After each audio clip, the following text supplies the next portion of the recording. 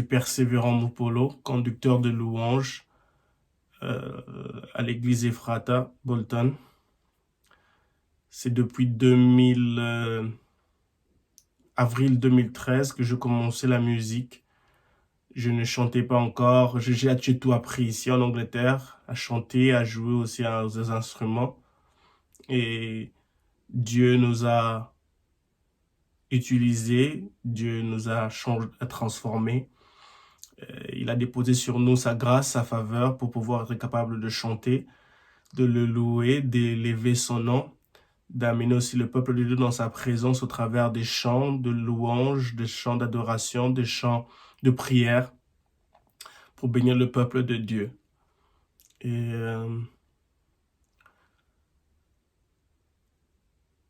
bien sûr que oui,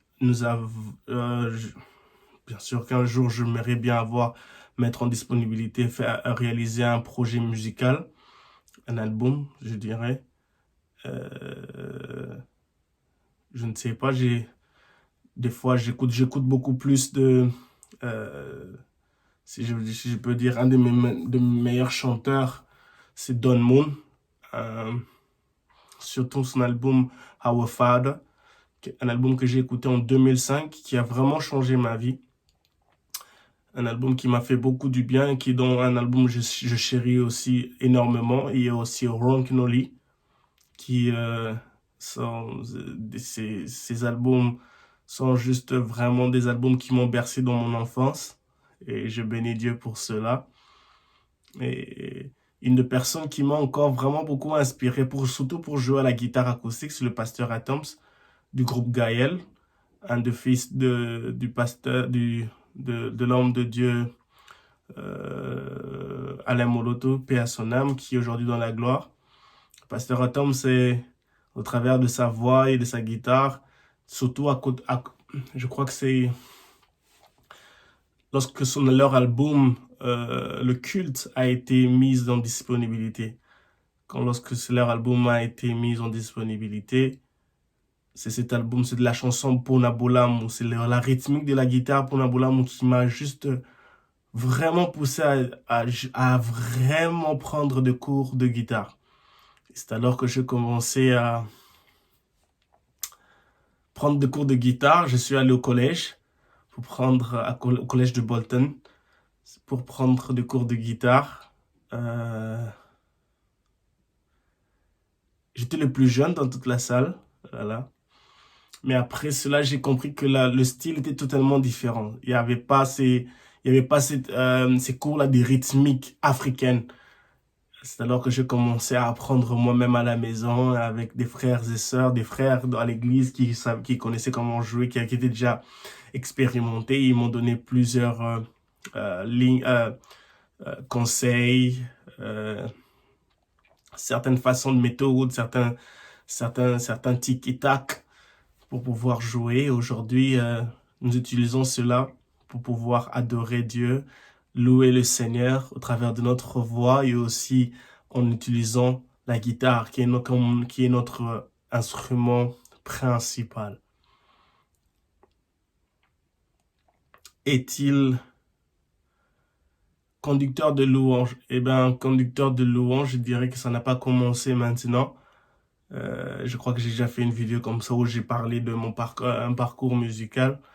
Conducteur de louange, ça n'a pas commencé maintenant. Lorsque je me souviens quand j'étais encore à l'école secondaire, et chaque matin avant de commencer les cours, toute l'assemblée des élèves devait se rassembler, toutes les classes, et prier.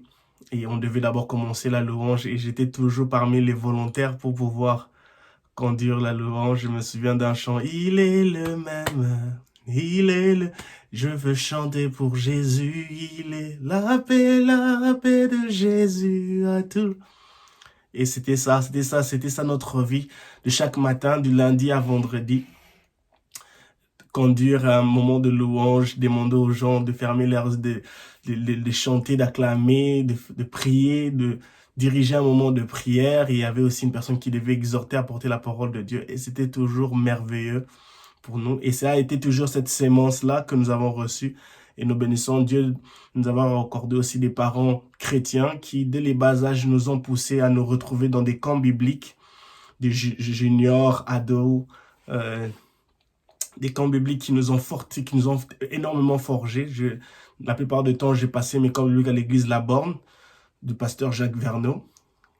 Ça a vraiment été vraiment pour moi un parcours, une expérience magnifique qui a vraiment forgé ma foi chrétienne et mis les bases et c'était pratiquement des sémences pour notre foi chrétienne. Et aujourd'hui, nous portons un des fruits de cela, c'est que nous nous retrouvons en tant que conducteurs de louanges, où nous louons le Seigneur, nous dirigeons la louange et l'adoration au travers du Saint-Esprit.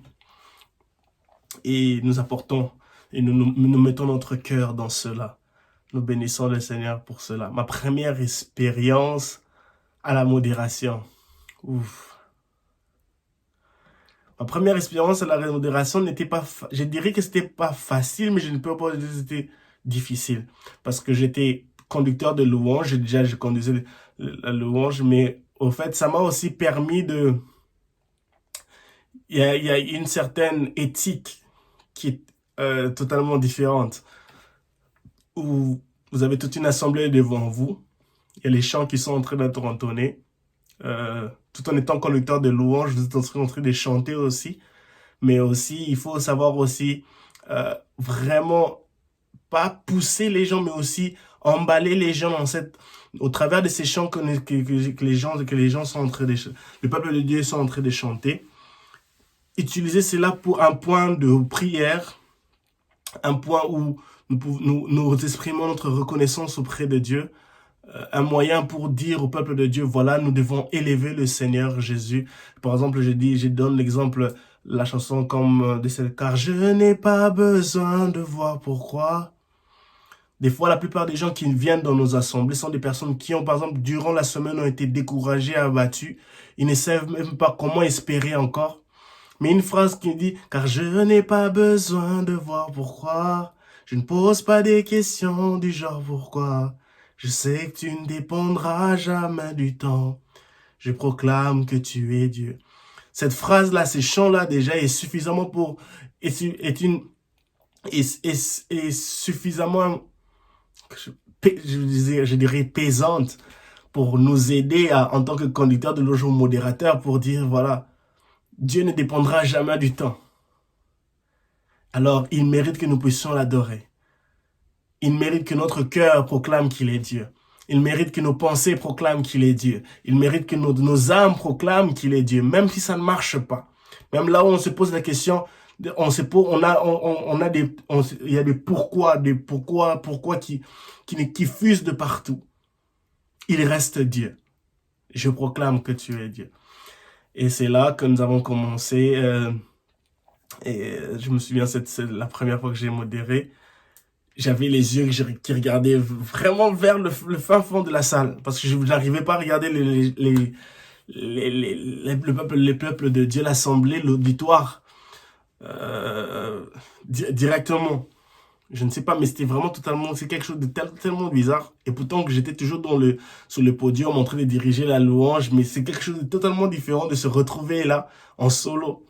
Et aujourd'hui, c'est quelque chose que nous le faisons avec joie et au travers du Saint-Esprit, cela nous est facile. Mais aussi, il arrive souvent dans des différents événements que c'est quelque chose qui est difficile pour nous. On ne sait pas comment faire, comment se comporter, l'éthique. Ça nous demande d'être un peu plus vigilant, un peu plus attentionné. Et Dieu nous fait grâce de pouvoir continuer à persévérer. Persévérant. Es-tu persévérant? Bien sûr. En tout cas, je dirais que persévérant, je m'appelle Persévérant. Je suis jumeau, ma jumelle s'appelle Persévérante. En fait, c'est plus qu'un nom. Pour moi, je crois que persévérant, c'est plus qu'un nom. C'est un appel quotidien de la vie. Ça me demande de persévérer. Quand j'ai envie d'abandonner, je me rassure vraiment que vraiment, j'ai raison d'abandonner. J'ai raison d'abandonner parce qu'il y a telle raison, telle autre raison qui dit que non, voilà, ce n'est pas bon d'aller dans cette direction. Il est temps d'abandonner maintenant.